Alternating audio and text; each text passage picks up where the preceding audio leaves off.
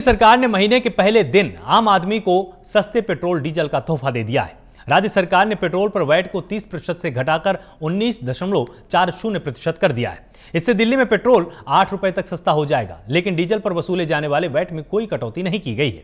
दिल्ली में अभी पेट्रोल 103.97 रुपए पर है और आपको बताएं डीजल 86 रुपए 67 पैसे प्रति लीटर पर लगातार बिक रहा है। नए दाम आज रात से लागू होंगे। नए रेट से दिल्ली में पेट्रोल के दाम सबसे सस्ते हो जाएंगे।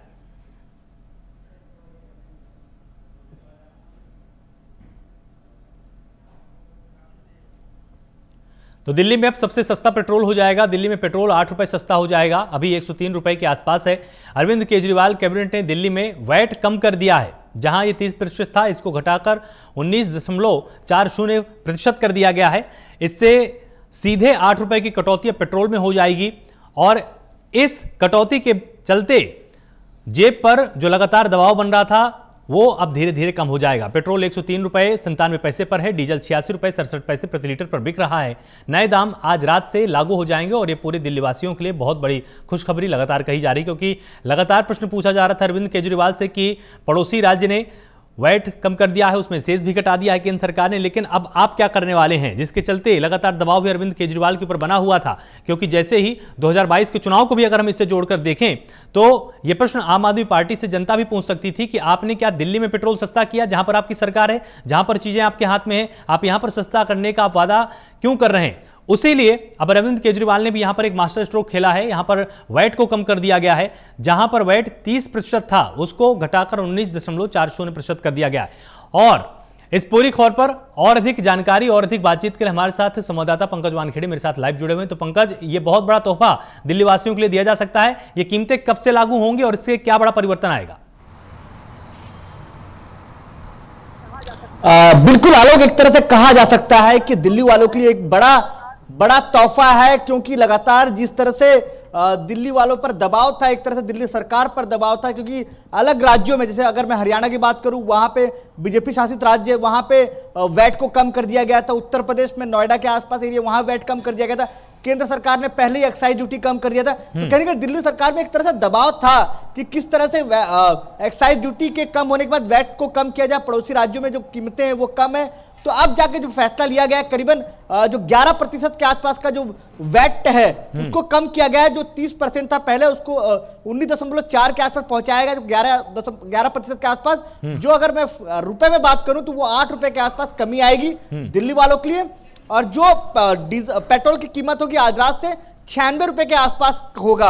अगर मैं अभी के आंकड़ों के हिसाब से बात करूं तो कहीं ना कहीं राहत है। और आज जो बदले हुए रेट है, जो बदले हुए दाम है, वो आज रात से लागू हो जाएंगे। दिल्ली वालों के लिए बहुत बड़ी राहत है, क्योंकि महंगाई भी एक तरह से कहीं ना कहीं इससे बढ़ता है।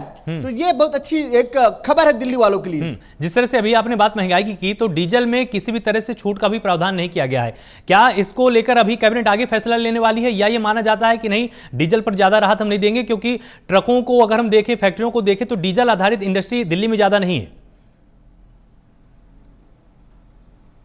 बिल्कुल, बेशक। देखिए आलोक, अगर आप बात करो इंडस्ट्री ज्यादातर कहाँ पे, इंडस्ट्री अगर ज्यादातर जो है वो राज्य हरियाणा के आसपास गुड़गांव में है, या उत्तर प्रदेश में नोएडा के आसपास। दिल्ली के अंदर ऐसी कोई बड़ी इंडस्ट्री नहीं है जिससे डीजल से कोई बड़ा असर पड़ेगा। लेकिन हाँ, लोग उम्मीद जरूर कर रहे हैं कि डीजल में अगर कमी आएगी तो जो बाहर से माल जो आता है, जो रॉ मटेरियल्स आते हैं दिल्ली में, उसमें कमी आएगी। सब्जी जो ढुलाई होती है बड़े ट्रकों में, उसमें जो कमी आएगी, तो महंगाई का असर तो कहीं ना कहीं डीजल के दामों से पड़ता ही पड़ता है। लेकिन सुखद और अच्छी खबर दिल्ली वालों के लिए यह है कि वैट में कमी आई है। वैट की कमी आने से जो कैबिनेट ने फैसला लिया है, दिल्ली वालों को पेट्रोल में का जो रेट जो सबसे ज्यादा महंगा था, एक तरह से कहा जाए दिल्ली में 103 रुपए के आसपास के, जो नोएडा और गुड़गांव से कंपेयर किया जाए, तो उससे एक राहत है। जो अब दिल्ली में 96 रुपए के आसपास का पेट्रोल मिलेगा, तो उम्मीद किया जा रहा है कि आने वाले समय कैबिनेट कोई बड़ा फैसला ले सकता है डीजल को लेकर भी।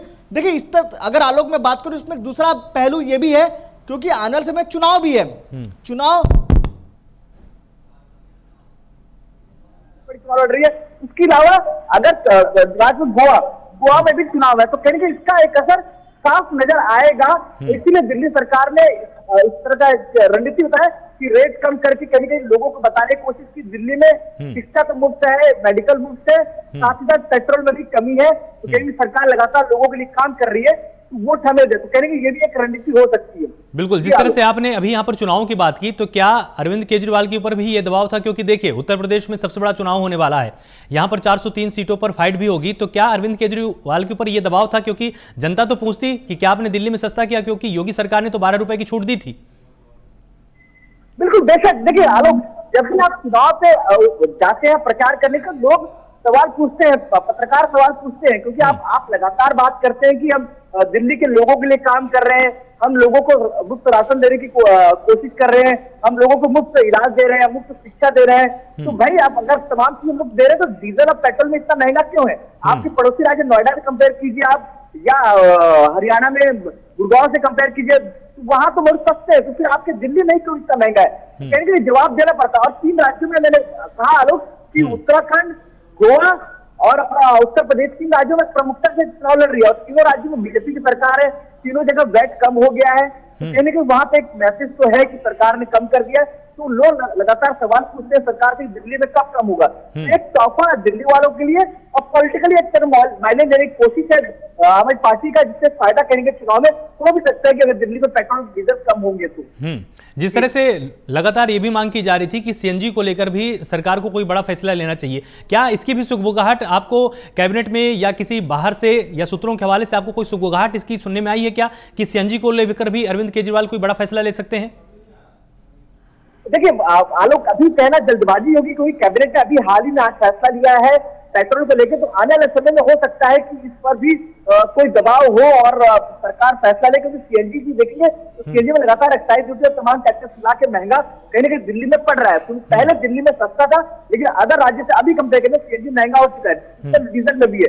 तो डीजल और सीएनजी कहीं ना कहीं जो टैक्सी गाड़ियां हैं उन पर प्रभाव डालता है, और टैक्सी कहीं ना कहीं अब अगर आपने कंपेयर करो, छोटा सा आंकड़ा बताने जाऊंगा आलोक आपको, ओला उबर जो इसके पहले अमन एक राज्य से या एक क्षेत्र से दूसरे क्षेत्र जाने के लिए जो अमन 200-250 लगते थे, वो 350 के आसपास हो गए। कारण क्या है कि पेट्रोल के रेट बढ़े हुए हैं, डीजल के रेट बढ़े हुए, सीएनजी के रेट बढ़े हुए। तो कहने कहीं वो वहां से मैनेज होगा, महंगाई कहने कहीं लोगों तक पहुंचेगी। तो अगर पेट्रोल और डीजल और सीएनजी में कमी आती है तो कहने लोगों को राहत मिलेगी। तो सरकार का दबाव तो पूरी तरह से बना हुआ है। तो बस उम्मीद किया जाता है कि अगर जो कैबिनेट की बैठक होगी उसको भी बड़ा फैसला सरकार लेगी और कोशिश करेगी कि सीएनजी और डीजल में भी कमी लाई जाए।